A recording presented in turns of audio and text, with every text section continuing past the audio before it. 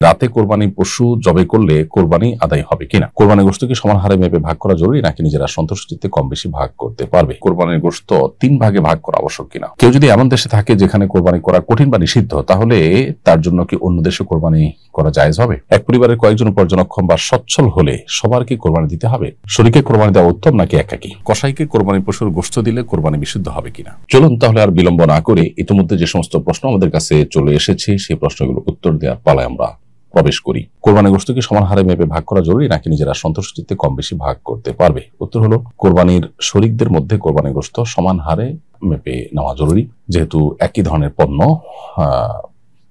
সবাই নিচ্ছেন, এক্ষেত্রে সমান সমান হওয়াটা জরুরি।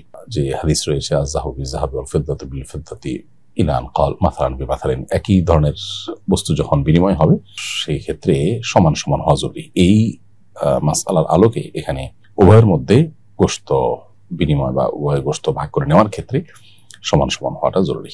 কোরবানির গোশত বন্টনের উত্তম পদ্ধতি কি? কোরবানির গোশত 3 ভাগে ভাগ করা আবশ্যক কিনা? উত্তর হলো, 3 ভাগে ভাগ করা আবশ্যক নয়, তবে 3 ভাগে ভাগ করা মুস্তাহাব বা উত্তম। একটা হলো এক অংশ নিজে খাওয়া, আর এক অংশ বন্ধু বান্ধব আত্মীয় স্বজনকে দেওয়া, আর এক অংশ অসহায় গরিব মানুষদেরকে দেওয়া। কোরআন কারীমে আল্লাহ তাআলা একাধিক জায়গায় সে বিষয়ে আমাদেরকে নির্দেশনা দিয়েছেন। ফাকুলু মিনহা ওয়া আত'ইমুল কানিআ ওয়াল মু'তাররা, কোরবানির পশুর গোশত তোমরা নিজেরা খাও, যারা তুষ্ট কারো কাছে চায় না, আছে তারপরে তাদেরকে দিলে, পাড়া প্রতিবেশী বন্ধু বান্ধব আত্মীয় স্বজন, আর যারা অভাবী দুস্থ অসহায় তাদেরকে দিলে। এই 3 ভাবে কোরবানি গোশতকে ভাগ করা, বন্টন করা বা ব্যবহার করার জন্য আল্লাহ তাআলা আমাদেরকে নির্দেশনা দিয়েছেন। তো এই নির্দেশনা মানাটাকে ফরজ বা ওয়াজিব কোনো ফকিহ বলেন না, মুস্তাহাব পর্যায়ের, অর্থাৎ 3 ভাগে ভাগ করতে পারলে উত্তম। কিন্তু হু ভাগ করা বা 3 ভাগই আবশ্যিকভাবে করা এটা জরুরি না। যদি কম বেশি হয় তাতে সমস্যা নেই, উত্তম হয় 3 ভাগে ভাগ করতে পারলে। কেউ যদি এমন দেশে থাকে যেখানে কোরবানি করা কঠিন বা নিষিদ্ধ, তাহলে তার জন্য কি অন্য দেশে কোরবানি করা জায়েজ হবে? উত্তর হলো হ্যাঁ, কোরবানি নিজে করতে পারলে উত্তম, কিন্তু আপনি যেখানে আছেন সেখানে কোরবানি করা নিষিদ্ধ আইনত, এরকম কোন মুসলিম প্রধান দেশে আপনি আছেন, কিংবা সেখানে কোরবানি করার মতো পরিবেশ নাই বা আপনার জন্য কষ্টকর, অথবা যে কোনো কারণে আপনি নিজ জায়গায় কোরবানি না করে অন্য কোনো জায়গায় কোরবানি করতে পারেন না, এটা জায়েজ আছে। সেক্ষেত্রে আপনি নিজ দেশে বা অন্য যেখানে কোরবানি করার জন্য কাউকে দায়িত্ব দিবেন, টাকা দিবেন আপনার তরফ থেকে কোরবানি করবার জন্য, সেখানে লক্ষ্য করতে হবে যে সেখানে কোরবানি করার সময় হয়েছে কিনা।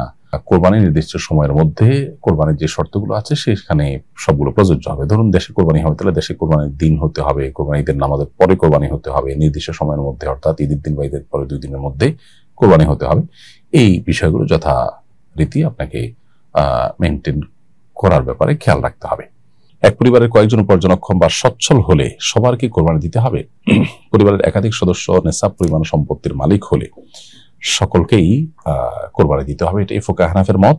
যদিও এ বিষয়ে হাম্বলি ফকিহ তথা সৌদি আরবের উলামা কেরামের মত ভিন্ন। কোন কোন হাদিসে আছে পুরো পরিবারের উপরে, একটা পরিবারের উপরে একটি উদহিয়া আবশ্যক হয়। সেই হাদিসের উপর ভিত্তি করে তারা বলেন যে একটা ফ্যামিলিতে যিনি মূল কর্তা, যার উপরে সবাই ডিপেন্ডেন্ট বা সবার অন্যান্য খাতে উপার্জন থাকলেও বা নিজস্ব সম্পদ থাকলেও ফ্যামিলির মূল কর্তা তিনি, সবার পক্ষ থেকে কোরবানি একটা করলে আদায় হয়ে যাবে, এটি তাদের বক্তব্য। উভয় পক্ষে দলিল যুক্তি প্রমাণ আছে কম বেশি। নবী করিম সাল্লাল্লাহু আলাইহি সাল্লামের সময় পরিবার ব্যবস্থাপনা কেমন ছিল, এখন আমাদের পরিবার ব্যবস্থাপনা কেমন, বিশেষ করে এখন একটা পরিবারে, বিশেষ করে আমাদের দেশের বাস্তবতা দেখা যায় যে 4-5 লোক উপার্জনক্ষম সবাই একটা যৌথ পরিবারে থাকে। আরবের এই কালচারটা তখনও ছিল না, এখনো ওরকম নেই। প্রাপ্তবয়স্ক হয়ে গেলে উপার্জন করা শুরু করলে, বিশেষ করে বিবাহ শাদী করে ফেললে আলাদা আলাদা হয়ে যায়। তো ফুকাহা হানাফের মত বা হানাফি মাযহাবের মত হলো যে একটা পরিবারের কয়েকজন ব্যক্তি উপার্জন করলে বা উপার্জন করে যদি সচ্ছল হয়, নেশাব পরিমাণ সম্পদের মালিক হয়, তাহলে সবার উপরে কোরবানি বর্তাবে। শরীকে কোরবানি দেওয়া উত্তম নাকি একাকী? উত্তর হলো, কোরবানি দেওয়ার ক্ষেত্রে মনে রাখতে হবে যে প্রথমত কোনটাতে ইনভেস্ট বেশি হচ্ছে, পরিশ্রম বেশি হচ্ছে এবং অর্থ ব্যয় বেশি হচ্ছে, সেটার সওয়াব ফজিলত বেশি হবে। কারণ ইন্না আইজামাল জাযাই মা আইজামিল বালা, হাদিসে বর্ণিত হয়েছে, নবী সাল্লাল্লাহু আলাইহি ওয়াসাল্লাম বলেছেন যে কোনো কাজের বিনিময় পাওয়ার ক্ষেত্রে, সওয়াব পাওয়ার ক্ষেত্রে কষ্ট যত বেশি হবে বা পরিশ্রম যত বেশি হবে বা আপনার ব্যয় যত বেশি হবে, সওয়াবের পরিমাণ তত বেশি হবে। সো সাধারণত শরিকানা কোরবানির চাইতে একাকী কোরবানি যদি কেউ দেন, তাহলে গরু, মহিষ, ওট এগুলো যদি একাকী দেন তাহলে শরিকি দেওয়ার চাইতে উত্তম, সেটা বলাই বাহুল্য, কারণ এখানে বেশি টাকার খরচ হচ্ছে, ব্যয় হচ্ছে। আবার ছাগল দেওয়ার ক্ষেত্রে সাধারণ অবস্থাতে আপনার একটা ছাগল এটার চাইতে যদি কোনো গরুর একটা শরীকে টাকা বেশি যায়, গোশতের পরিমাণ বেশি হয় এবং সব মিলিয়ে যদি সেখানে তার অংশগ্রহণটা বেশি থাকে, তাহলে সেটা উত্তম হবে। অর্থাৎ এটা পরিশ্রমের উপর নির্ভর করবে, ব্যয়ের উপর নির্ভর করবে অনেকখানি। এটা হলো একটা দিক। আরেকটা দিক হলো যে শরীকে কোরবানি দিলে কারোর নিয়তের ভিতরে ভেজাল থাকতে পারে, কারোর উপার্জনের ভিতরে ঝামেলা থাকতে পারে। এগুলোর কারণে যদিও মূল কোরবানি হতে কোনো অসুবিধা হবে না, তারপরেও সমান হারে মাপ যোগ হলো কিনা এবং সেখানে কোনো প্রকার হেরফের হলো কিনা, এই জাতীয় যে শঙ্কাগুলো আছে, সেই সমস্ত শঙ্কার বিবেচনা করলে একাকি দেওয়া উত্তম, সেটা ছাগল দিয়ে হলেও। বাট এইটার কারণে যে কোরবানি হওয়া না হওয়ার ব্যাপার তা না, এটা হলো জাস্ট সন্দেহের ঊর্ধ্বে ওঠা বা ইখতিলাফের ঊর্ধ্বে ওঠা। সেই জায়গা থেকে ছাগল বা এই জাতীয় কোনো কিছু একাই কোরবানি দিলে সেটি উত্তম হতে পারে, এটা আরেকটা দিক। আর সবের কম বেশি বিষয়টা হলো যে নির্ভর করে যেখানে যত বেশি ব্যয় হবে, যেখানে যত বেশি পরিশ্রম থাকবে, সেটার সব বা বিনিময় যত বেশি হবে। ঈদের 3 দিনের মধ্যে রাতে কোরবানি পশু জবে করলে কোরবানি আদায় হবে কিনা? উত্তর হলো 3 দিন আর 2 রাতে কোরবানি করলে বিশুদ্ধ হবে। অর্থাৎ জিলহজের 10 তারিখ তথা ঈদের দিন সকালে ঈদের নামাজের পর থেকে কোরবানির ওয়াক্ত শুরু হয়। অতএব পুরো দিন এবং 10 তারিখ দিবাগত রাত, আবার 11 তারিখ পুরো দিন এবং দিবাগত রাত, আর 12 তারিখ পুরো দিন কোরবানি করলে বিশুদ্ধ হবে। 12 তারিখ দিবাগত রাতে কোরবানি করলে সেটা আর বিশুদ্ধ হবে না। তাহলে 10 তারিখ দিবাগত রাত বা 11 তারিখ দিবাগত রাত, এই 2 রাতে কোরবানি করলে কোরবানি হয়ে যাবে। যদিও রাতে কোরবানি করতে অনেক ওলামা কেরাম মাকরু বলেছেন, কারণ রাতে সুস্পষ্টভাবে সবকিছু দেখা যায় না, রব ইত্যাদি কাটা যায় না, এইসব কারণে রাতে কোরবানি করাকে তারা মাকরু বলেছেন। বাট কোরবানি হয়ে যাবে রাতে করলেও।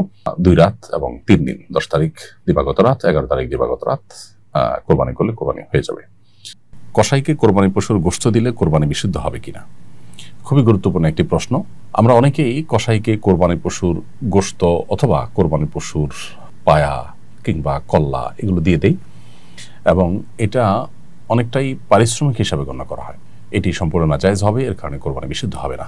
নবী করিম সাল্লাল্লাহু আলাইহি সাল্লাম আলী রাদিয়াল্লাহু তাআলা আনহুকে পরিষ্কারভাবে নিষেধ করেছেন যে কোরবানির পশুর কোনো কিছু যেন কোরবানির পশুর যিনি কসাই থাকেন বা যারা কসাই থাকেন তাদেরকে যেন না দেওয়া হয়। নবী সাল্লাল্লাহু আলাইহি ওয়াসাল্লাম নিষেধ করেছেন। কেন নিষেধ করেছেন? কারণ হলো কসাই যে তার কাজ করেন তার জন্য তিনি পারিশ্রমিক পাবেন। কোরবানির পশুর গোশত বা কোনো কিছু যদি দেওয়া হয় তাহলে এটা পারিশ্রমিক হিসাবে গণ্য হলে সেক্ষেত্রে আপনি কোরবানির গোশতটা কেমন যেন বিক্রি করলেন বা কোনো বিনিময়ের ভিত্তিতে কাউকে দিলেন, যেটা জায়েজ নয়। কোরবানির পশু নিজে খাবেন বা কাউকে দান করবেন, আপনি বিক্রি করতে পারেন না, বা কোনো বিনিময়ের ভিত্তিতে আপনি লেনদেন করতে পারেন না। সেই জায়গা থেকে এটি করা উচিত নয়। আমাদের দেশে বহু মানুষ আছেন যারা কোরবানি করার ক্ষেত্রে এই বিষয়টা খেয়াল করেন না। অনেক কসাই আছেন যারা তাদের যে ন্যায্য প্রাপ্য আছে, তাদের কাজের বিনিময় আছে, তার চাইতে কম বিনিময়ে তারা অনেক সময় রাজি হয়ে যান, এই জন্য যে কিছু গোশত তারা পাবেন। এই জন্য কোরবানি কর্তার কর্তব্য কসাইকে পরিষ্কার করে বলা যে ভাই, আপনাকে কোরবানির গোশতের কোনো অংশ কিন্তু আমি দেব না। আপনি প্রতিবেশী হিসাবে অথবা গরিব মানুষ হলে, আত্মীয় স্বজন হলে, কিংবা আপনি একজন সাধারণ মানুষ হিসাবে আমি অন্য 10 জনকে যেরকম দিতাম সেই পরিমাণ আপনি পেতে পারেন, অতিরিক্ত আপনাকে কিন্তু আমি দেব না। আমি সবাইকে আধা কেজি করে দিলে আপনাকে আধা কেজি দিব, সবাইকে 3-4 টুকরা দিলে আপনাকে 3-4 টুকরাই দিব, এর বেশি কিন্তু আপনি পাবেন না। আপনার পারিশ্রমিকটা আপনি ক্লিয়ার করেন। তো এইভাবে আলোচনা যদি চূড়ান্ত না করা হয়, বরং বিষয়টা উজ্জ্বল থাকে, অথবা কোনোভাবে আপনার গোশত দিয়ে পারিশ্রমিকের অংশকে আপনার লেভেল করা হয়, তাহলে সেটা কিন্তু জায়েজ হবে না।